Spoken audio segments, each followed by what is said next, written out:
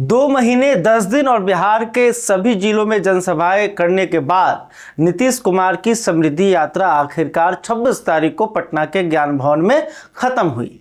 लेकिन जो सवाल इस यात्रा के शुरू से लटका हुआ था वो अभी भी हवा में है कि बिहार का अगला मुख्यमंत्री कौन होगा और क्या नीतीश कुमार सच में जा रहे हैं।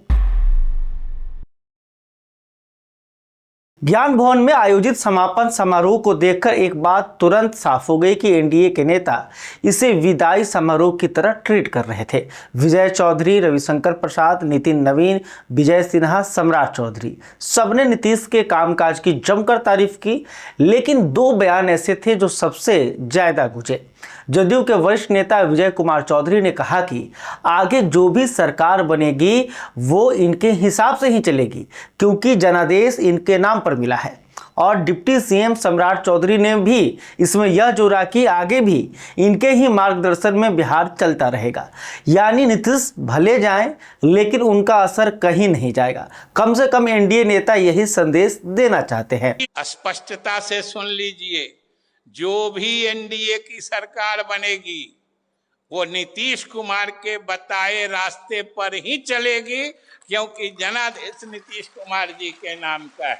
नीतीश कुमार जी हमारे मुख्यमंत्री हैं, इनके नेतृत्व में काम कर रहे हैं और आगे भी इनके ही मार्गदर्शन में ये बिहार चलता रहेगा। पिछले कुछ हफ्ते में एक तस्वीर बार बार सामने आती थी कि समृद्धि यात्रा के दौरान नीतीश कुमार अपने संबोधन के अंत में डिप्टी सीएम सम्राट चौधरी की पीठ थपथपाते, उनका हाथ उठाते। राजनीति में इस इशारे का मतलब समझना मुश्किल नहीं था। खबरें चलने लगी, सार्वजनिक समारोहों में इसे नए प्रोटोकॉल की तरह देखा जाने लगा और लोगों ने मान लिया कि अगला सीएम सम्राट ही होंगे। मगर जैसे जैसे राज्यसभा चुनाव नजदीक आया, बयानों का रुख बदलने लगा। जदयू के कार्यकारी अध्यक्ष संजय कुमार झा ने कहा कि अभी यह तय नहीं है कि मुख्यमंत्री कौन बनेगा, यह एनडीए की बैठक में तय होगा। उन्होंने यह भी कहा कि नीतीश कुमार सिर्फ जब दिल्ली में संसद का सत्र चलेगा तभी वहां रहेंगे, बाकी वक्त वे बिहार में ही रहकर नई सरकार को दिशा देते रहेंगे। फिर जदयू के ही एक और वरिष्ठ नेता श्रवण कुमार ने कह दिया कि कानूनी रूप से नीतीश अभी 6 महीने और बिहार के मुख्यमंत्री रह सकते हैं। सुनने में भले ये बयान अलग अलग लगे लेकिन इनका मकसद एक ही है। नीतीश और जदयू चाहते हैं कि सत्ता का हस्तांतरण उनकी शर्तों पर हो, बीजेपी की जल्दबाजी पर नहीं। इस बीच दिल्ली और नागपुर से कुछ खबरें आई जो पूरी तस्वीर को और पेचीदा बना देती है। बिहार बीजेपी के नेता संजय सरावगी दिल्ली गए, गृह मंत्री अमित शाह से मिले। लौटने पर उन्होंने साफ कहा जब नीतीश जी राज्यसभा में शपथ लेंगे तभी बदली हुई स्थिति में फैसला होगा, यानी अभी कुछ तय नहीं है। लेकिन इससे भी बड़ी बात यह है कि बिहार बीजेपी के 4-5 बड़े नेता एक के बाद एक नागपुर यानी आरएसएस मुख्यालय पहुंचने लगे।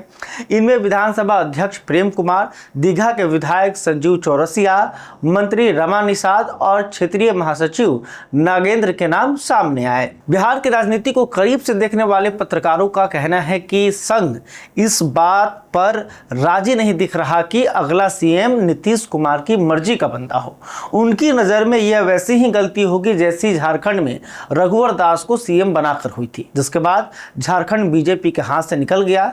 संघ की पहली प्राथमिकता ऐसा चेहरा है जो पुराना बीजेपी कार्यकर्ता हो, संघ का संस्कार लिया हो और अति पिछड़े वर्ग का प्रतिनिधित्व करता हो। यही कारण है कि सम्राट चौधरी का नाम अब उतनी तेजी से आगे नहीं बढ़ रहा है। वे ना बीजेपी के पुराने नेता हैं, ना संघ से उनका पुराना नाता है। हाल के दिनों में जिस तरह वे नीतीश के करीब हुए हैं वो बात संघ को रास नहीं आ रही है। इधर सियासी गलियारों में यह भी चर्चा है कि नीतीश कुमार जाने की कीमत वसूल करना चाहते हैं। चर्चा यह है कि जदयू को गृह और सामान्य प्रशासन विभाग चाहिए, साथ में विधानसभा अध्यक्ष का पद भी। मतलब साफ है, बिहार में भले बीजेपी का मुख्यमंत्री बने, असली नियंत्रण की डोर जदयू के हाथ में रहे। इधर जदयू के अंदर भी अलग अलग सुर हैं। एमएलसी खालिद अनवर कह रहे हैं कि नीतीश कुमार कहीं नहीं जा रहे हैं, जब पद छोड़ेंगे तभी कोई वैकेंसी होगी। वहीं कुछ युवा विधायक बार बार कह रहे हैं कि नीतीश के बेटे निशांत कुमार ही अगले सीएम बनेंगे। तो नीतीश कुमार कहाँ जा रहे हैं? कौन कह रहा है कि नीतीश कुमार जा रहे हैं?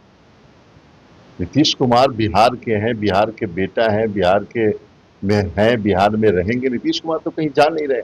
और जो लोग इस तरह की बातें करते हैं, मुझे लगता है कि वो नीतीश कुमार से वाकिफ नहीं है कि इस तरह की बातें करें कि नीतीश कुमार कहीं जा रहे हैं। करना है, लेकिन ये कहना बहुत जल्दबाजी हो जाएगी कि नीतीश कुमार बिहार छोड़ करके। अभी मुख्यमंत्री की वैकेंसी कहाँ है? कहाँ से मुख्यमंत्री बनेगा?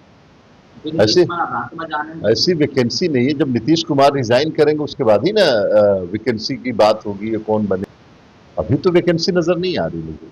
और अभी नीतीश कुमार बहुत अच्छे से बिहार को चला रहे हैं। मुझे लगता है कि नीतीश कुमार को डिसीजन लेने दीजिए। वहीं समृद्धि यात्रा के दौरान कुछ ऐसे दृश्य भी देखने को मिले जो इस पूरी बहस को एक अलग रोशनी में रखते हैं। भोजपुर की एक सभा में एक कार्यकर्ता पोस्टर लेकर खड़ा हो गया, नीतीश कुमार मुख्यमंत्री पद मत छोड़िए, बिहार को अभी आपकी जरूरत है। एक बुजुर्ग नारा लगाते रहे, बिहार मत छोड़िए। यह दृश्य बताते हैं कि नीतीश की छवि जमीन पर अभी भी गहरी है और यही वो ताकत है जिसके दम पर वे और उनकी पार्टी इस पूरे सत्ता परिवर्तन में अपनी शर्तें रख रहे हैं। बिहार छोड़ के कहां जाता नहीं, माननीय नीतीश जी, बिहार छोड़ के कहां जाता नहीं, जवाब दी। बिहार को छोड़ के कहां जवाब दी, जवाब दी।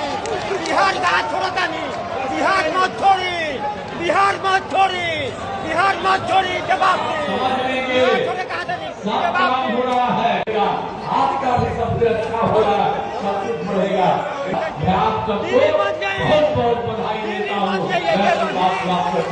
बहुत बहुत धन्यवाद आपको।